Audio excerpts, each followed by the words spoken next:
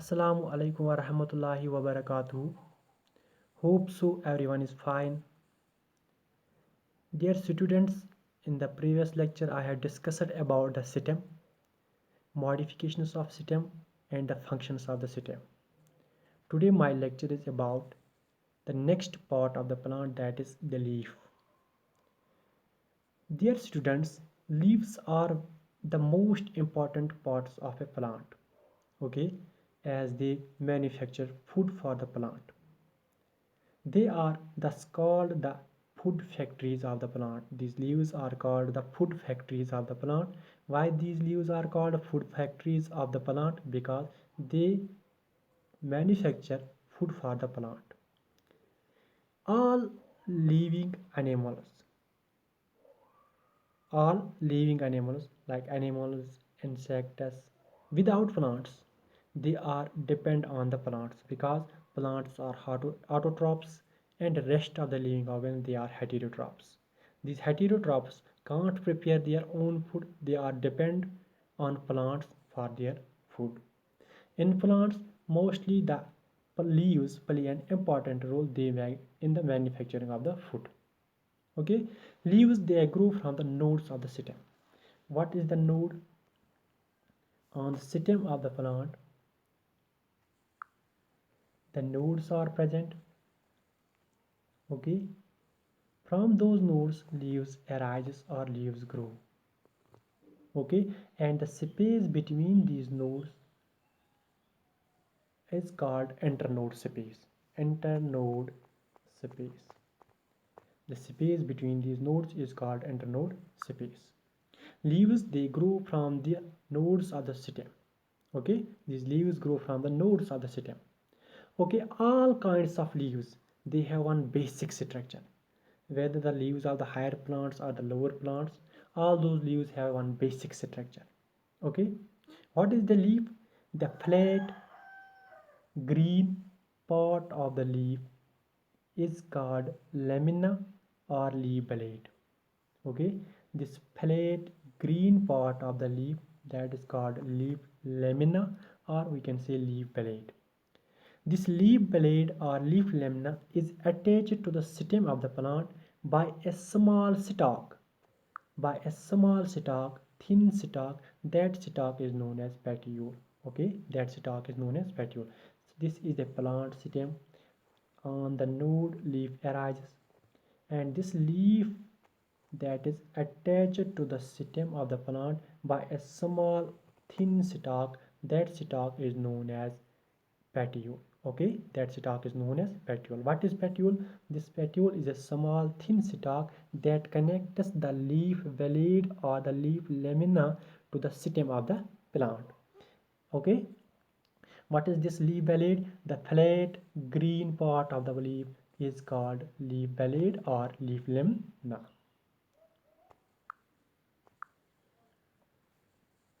This is the structure of the leaf.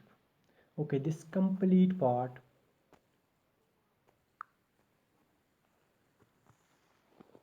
that is known as leaf blade or leaf lamina. Okay, all leaves have a flat green expanded part that is known as leaf blade or leaf lamina, as I have already told you that. Okay, this leaf blade or the leaf lamina is divided into two parts by a midrib. Okay, this is the midrib. This leaf blade or leaf lamina, this is divided into two parts by this midrib. What is this midrib? This is the extension of the petiole. Extension of the petiole, that is midrib. This midrib which is divides the two, which divides the leaf into the two parts. Okay, this midrib is the extension of petiole. Okay, what is this petiole? This petiole is narrow stalk like structure connecting leaf to the stem. This petiole is a narrow stalk like structure, thin stalk like structure, this connecting this leaf to the stem of the plant. Okay, this midrib is also called the central vein. Okay, this midrib is also called the central vein. Okay, and from this central vein many small veins separate out. Okay, many small veins separate out, as you can see here in the structure. From this midrib, small veins, from this midrib, small veins separate out. Okay, okay. The arrangement of those leaves, of those veins on the lamella is called a venation. What is venation? The arrangement of veins, the arrangement of those small veins, the arrangement of those small veins on the lamina of the leaf is called venation. Is called venation. What is venation? Venation is the arrangement of veins on the lamina. Arrangement is the arrangement of the veins, arrangement of those veins, which veins are arised from the midrib, which veins are arised from the central vein, is called venation. In venation can be basically of two types. Okay, that is parallel venation and reticulate venation. Parallel venation and reticulate venation. What is parallel venation?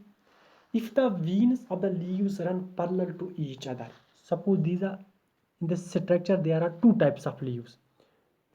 This is one, this is next. Okay, if the veins of the leaf run parallel to each other, if the veins, suppose this is a leaf, the veins in this leaf are parallel to each other from the base up to the top, from the base up to the top, and this type of venation is called parallel venation.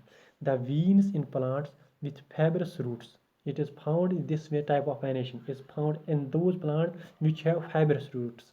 In the previous lecture, I have told you that in maize plant, in rice plant, in wheat plant, there are fibrous roots are present there. Fibrous roots are present there. So the venation in the leaves of those plants, that is parallel venation, because the veins that are present in the leaves of those plants run parallel to each other from the base up to the tip. From base up to the tip, this type of venation is known as parallel venation. This is found in many grasses, in onion leaves, banana leaves, and the bamboo leaves. Second type of venation is known as reticulate venation. Okay, this is the reticulate leaf, and this is the leaf with reticulate venation. In a reticulate venation, the veins form a kind of network on both sides of the midrib. This is the midrib, and these veins they form a network. They form a kind of network on both sides of the midrib. Okay, in plants that have tap roots, so here we can define the plants which have tap roots have reticulate venation. Okay, and the plants those have fibrous roots, they have parallel venation. Okay, in plants they have tap roots, the veins form a net like design on both sides of the leaf, which is called reticulate venation. This reticulate venation is found in leaves of people and mango leaves. In walnut leaves also reticulate venation is present. In poplar leaves also reticulate venation is okay. Also there is reticulate venation. Now what are the differences? In the plants with fibrous roots they have parallel venation, and in plants that have taproot system they have net like design. In the veins there form a net like design. That net like design form a reticulate venation in those leaves. Dear students, we know that the color of the leaves are green. Okay, the color of the leaves are green. This how this look, how the plants, the leaves in the plants look green, because the color of those leaves is green due to the presence of one of the pigment. That pigment is known as chlorophyll. That pigment is known as chlorophyll. The color of the leaves is green due to presence of a pigment. That pigment is called chlorophyll. Sometimes, dear students, there are red spots on the leaves, there are violet spots on the leaves, there are yellow spots on the leaves, in addition to green color. Of course, the green color, the color of the leaf, that is green. In addition to green color, there are some spots, red spots, violet spots, yellow spots on those leaves.